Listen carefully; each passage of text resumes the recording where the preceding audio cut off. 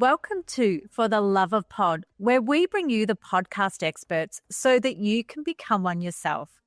Now, my guest today is someone that every podcaster needs to know. I have with me Michelle Glogovac from the MLG Collective and the Podcast Matchmaker. But you may also know her from her own podcast, My Simplified Life, which ranks in the top 2% of podcasts globally. Wow, that's impressive.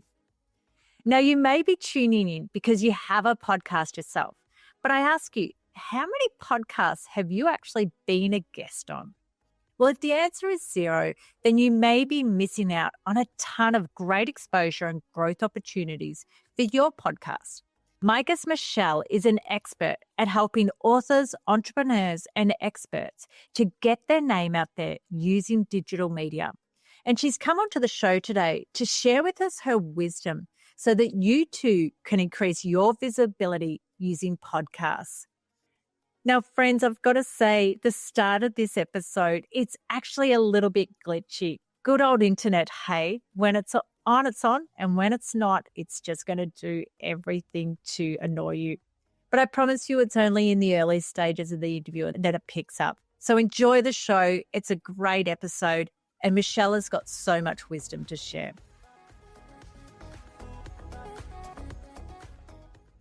For the Love of Pod is brought to you by Oh My Pod, your one-stop shop for launching, editing, and growing a podcast. Whether you're looking to release your podcast with minimal fuss or reach more listeners, you're going to love our free training, where we help you podcast the right way and avoid all the common mistakes. I've pretty much put together the training that I wish had existed when I was starting out, and I think you're going to get a lot of value out of it. To download your free training, head to ohmypod.com.au. All right, now let's get on to the show. So, Michelle, welcome to the show. Thank you so much. I'm so excited to be here. Absolutely. Now, Michelle, you've actually earned yourself a reputation as being the podcast matchmaker. And you've created a bit of a reputation for helping people to actually find the right podcast to build their profile. But not only that, you also have your own podcast, My Simplified Life, which I've got to add is ranked in like the top 2% globally. Like you are absolutely up there on that front. So tell us, how did you get into the world of podcasting? It was a total fluke. And I do have to thank all of the Australians because I've been ranked quite high in Australia. In 2018, after 18 years in corporate aviation, I decided I wanted to find a new job. I wanted to do a new career, and that's something that was rewarding. And a friend from my labor and delivery class for my first child said, "Oh, you got to listen to this podcast." And I went, "Well, how? I don't know how." I had no idea that the purple button on my iPhone would allow me to listen to podcasts. And I started, and the first one was a life and business coach who said we all have a purpose and a passion. And I was like, yeah, I'm fired up. I want to figure out what that is for me. How can I give back, have an impact? What can I really do to make a difference in the world? And I shared this one particular host's, quotes and stuff on my social media and just shared that I was on this journey to find something more. And she ended up reaching out to me and said, "You obviously resonate with what I'm putting out there. Do you want to pitch me to be on other shows?" And I went, absolutely. Like, this is so easy. I just did sales for 18 years. I sold jet fuel to corporate flight departments. And this to me is basically selling people to other people that I believe in and their messages. And it just so perfectly aligned that I basically fell into this new career, and I love it. That's awesome. And what I love is that you've also, through your PR company, the MLG Collective, you've actually tapped into this skill set around podcasting and used it as a tool to help others to leverage their brand and profile. So tell me about the podcast pitching offer. Like, what is it and who is it designed for? It's really designed for anyone who has a message or story to share. I work with nonprofits, entrepreneurs, activists, advocates, authors. The client roster is filled with a variety of different types of people. And it's really about getting them out there. And truth be told, anyone can really do it. Anyone can pitch themselves. There is a uniqueness to what I do because I'm very specific. Nothing's copy and paste in what I do.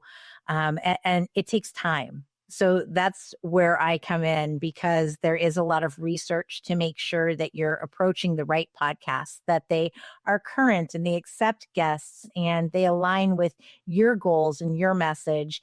And then comes the work of finding out their contact information and, sending that original pitch that you not only know what you're talking about, but you've done your research so you know who they are and what their goals are as well. So I do all of that for my clients, including creating a branded media kit. So it's basically a one page that's branded. It looks like it came straight off your website, has your headshot, your bio, and then we work together on specific speaking topics. So for example, I was just with a group of women. I was at the Business Chicks Leadership Gathering last week, and one showed me her media kit she put together, and one topic was entrepreneurship. And I said, no, it's not specific enough. We really want to show who the person is that is talking and, whether it's a unique framework or something specific about their message. That's what we want the speaking topic to be. I have a client who had what we call a near-death experience where she flatlined for 2 minutes. We've taken that topic and we call it a death experience because she says there was nothing near about it. I was dead. But, that's what's going to attract people. So working on those types of topics, working with clients on their storytelling abilities is what I offer. I go through coaching, I'll listen to an interview they've done and say, hey, you forgot to mention this really great part of your story. And, most times the host isn't going to know to ask certain questions because they don't know the full story the way I do. So all of that's part of the offering, and then follow-ups, because follow-ups are key in anything. And then tracking down when interviews go live, because a lot of hosts do not tell you when they go live. So, stalking those and making sure that we have all of those kinds of assets to make sure we publicize them. Wow, what a transition from aviation to what you're doing now. That's huge. Yes. So to come back to the media kit that you spoke about and the different speaking topics, like when you go to a restaurant, you can go to some restaurants and there's this massive menu that they bring out almost like makes a thud when it hits the table. It's so big. They cater for everyone and maybe don't master many of the dishes. And yet you can go to another restaurant and the range is a little bit more limited, but what they do really well. So in terms of speaking topics, how many different topics do you recommend someone sort of get in their kit in terms of then trying to market themselves to different podcasts? For the kit, I say up to 6, but then I pull specifically 2 or 3 for the actual pitch email that I feel apply the most to that specific show. Obviously, the entire kit is attached to the email. So if a host feels that there's a different topic that better aligns for them, then they're free to choose a different topic. But I pull from the 6 and include just 2 or 3 in the actual pitch email. So I think 6 is a good number. It's not too many. I also think that you can have a variety of different categories, so it's not too much, but whether I spoke about, being an entrepreneur and a mother who started her business at home with 2 kids, that might apply to someone versus how to pitch yourself to be on podcasts. So, but they're both part of me and my story and who I am. So that's why I would have both of those kinds of topics on my media kit. As you know, I'm from Australia. So in Australia, we used to have this TV show called The Perfect Match, and it was pre-Tinder and all those dating apps where they'd have this really awkward robot-speaking robot, who would match people based on their interest and their personality types and things like that. Now, assuming you don't have a Dexter robot. So how do you do your matchmaking? How do you kind of align the right guest with the right podcast? What criteria do you use? I will look at a lot of different keywords when I search podcasts to start with. So hopefully that's pulling from titles of shows, and it's pulling from the show description. And then I also go and I look at their social media. So I take a look not just at the description, but I look at their social media, what kind of stuff they're putting out there. I also look at all of their past episodes, because I'll listen to an episode or two before pitching to make sure that it does align. Do they have the same type of guests, or are they completely out of alignment that this one keyword matched, but they don't believe in what you believe in? And it depends on who the client is. Maybe one is speaking about LGBTQ plus rights, and we want to make sure that we get podcasts that align truthfully with what they believe in, because it could be a slippery slope if you send it to the wrong type of podcast. Now, let's switch this around. Like, what about from a podcaster's perspective? So a lot of the people who tune into this show, they've already got a podcast up and running. What can hosts be doing to make themselves more open to attract the right type of guest? Oh, I think, being a great interviewer is the first key to starting it, to not talking over the guest. I just shared actually this week on my own show how to be a great interviewer. And I think that to be a great host and interviewer means that you're not doing all of the talking. And I look at all of my transcripts, because in Otter, it tells you what percentage was you and what percentage was the guest. And I try to keep it around 30%, because I feel if it goes over, then I'm doing too much of the talking, whereas I want my guests to be talking more. I think that sharing when it goes live is very important, because I know every host wants the guest to share, but we can't share it if we don't know that it's gone live. And then in addition to that, have social media assets to share. I use Canva. So, create some templates where you can easily drag in a new headshot, change the title, change the episode number, and send it to the guest, because it makes it that much easier for them. So I think that's very attractive. Make sure that your contact information is readily available.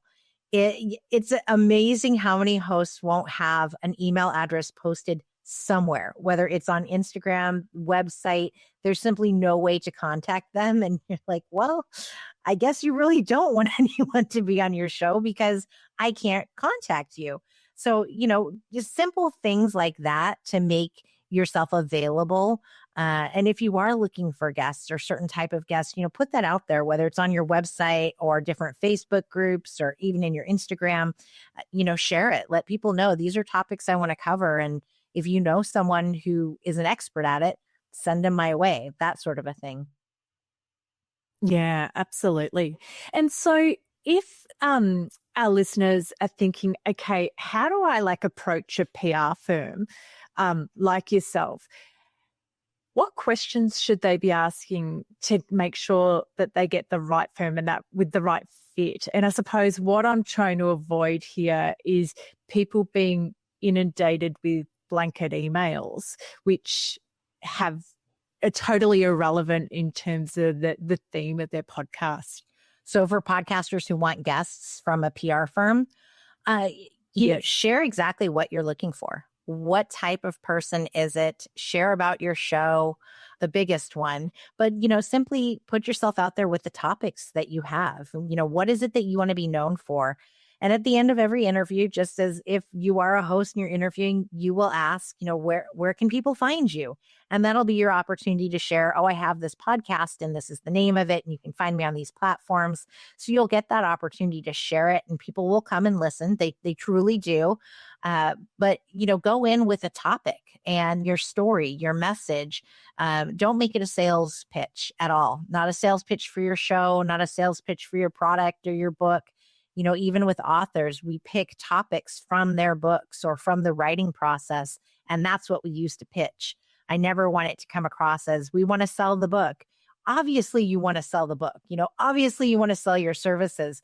don't come out and say it. That's just, it's like 101, just don't.